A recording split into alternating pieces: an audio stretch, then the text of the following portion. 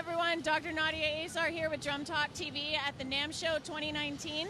Joining me at the booth is Dylan Elise. He's a session drummer and also the drummer for Blood, Sweat, and Tears. Dylan, thanks so much for joining us. Thank you for having me. So, Dylan, I've been asking drummers all day today, and I wanted to know, have you ever experienced what you would consider a drumming-related injury? So the kind of injury that develops over time, like an overuse or repetitive strain injury? I haven't actually. I've been pretty lucky. The other injuries I've had are from playing rugby or like training a lot outside of drumming and then coming to the drum kit, just wrist problems.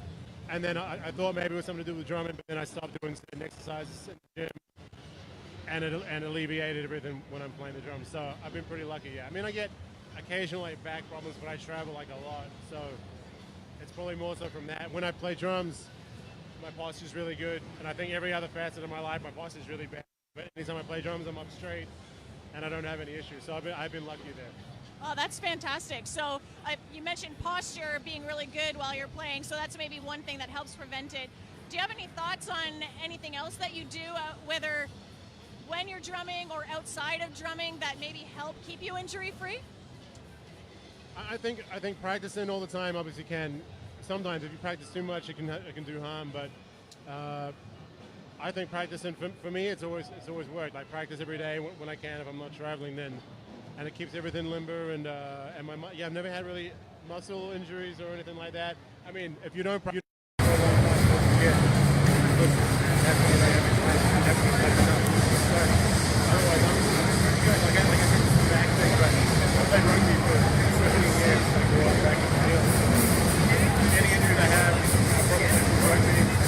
but then when I play drums, everything's fine. So it's kind of strange how that works out. Yeah, everything straightens up, and it's pretty. I have my drum kit's very ergonomic, so I don't have to stretch or anything. So I'm pretty happy-go-lucky on the drums. Yeah, that's really good to hear. So what is it about your drum kit that you would consider as ergonomic setup? Can you tell us a bit about that?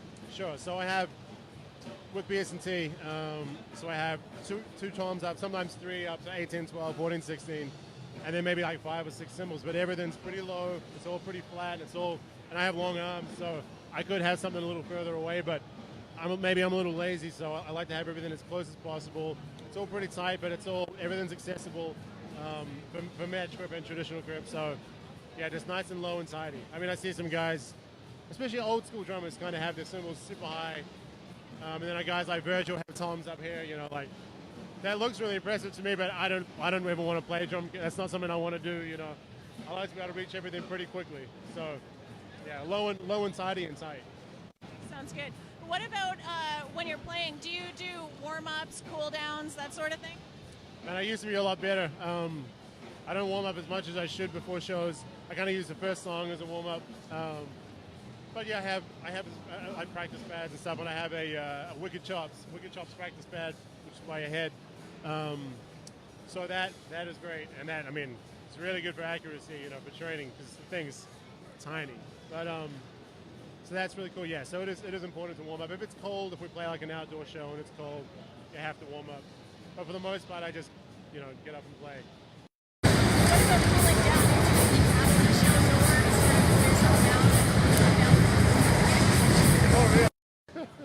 Oh yeah. Like I play a show, I put my cymbals and sticks away, and whatever, give a pair out or whatever, and I have to decompress myself. I go to the hotel room and then chill, and then go down to meet the guys or whatever. But yeah, no, I'm like the worst.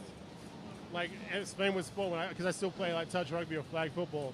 I don't warm down, but I don't get injuries, so I'm pretty lucky there. Yeah.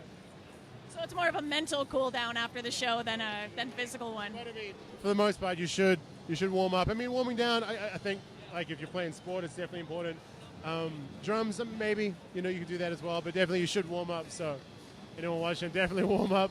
Don't do what I do, do what I say. So, yeah, absolutely. And you make the comment about, if it's for sports or athletes should be warming up and cooling down, but would you not consider playing the drums as a sport or as physical as a sport? It's definitely physical, and definitely great cardio and everything. I've been playing drums 22 years, so it's something it's like standing up and walking, getting out of bed and walking or running or whatever.